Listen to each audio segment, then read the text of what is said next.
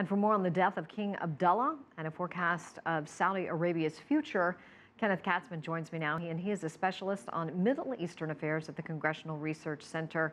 Kenneth, welcome to our broadcast. Thank you. You heard Yasser Hakim's report there. He is from the same family, the half-brother. What will be the challenges going ahead? Is it going to be ISIL mainly? Thank you. Of course, I'm speaking in a personal capacity for the purposes of the show. Well, the main challenge, Yemen, is a big challenge. Saudi Arabia very involved in Yemen, right on the border. There's a new, obviously Iran is linked in some way to these Houthis that have taken over. A new surge of terrorism there without a lot of law and people traveling there to carry out and to train, as we saw with the recent attacks in Paris.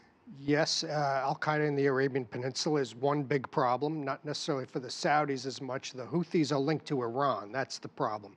Iran and Saudi Arabia have a huge covert war going on for control and influence in the Middle East. And Iran is sort of on the upswing right now. This is taking place since this manifests in Syria, manifests in Iraq, manifests in Lebanon, all over. And now it's in Yemen as well. All right. How is he going to differ from the past? I mean, when he's basically not far from our past king there. There's really not going to be that much difference. The issue is King Salman is probably not going to be in power that long. That's the thinking. I mean, he is 79. He's 79. He's got health problems. What people are looking to is this next generation. Even Mukran, who is now positioned to become king, if something happens to Salman, he also is somewhat elderly.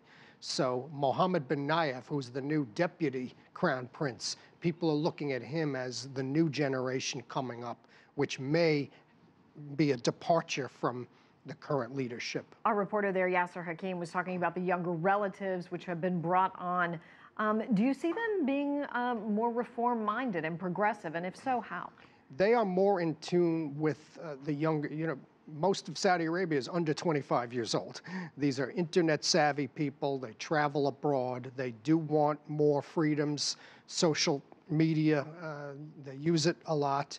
And the kingdom has not been really as quick to accommodate them as they want.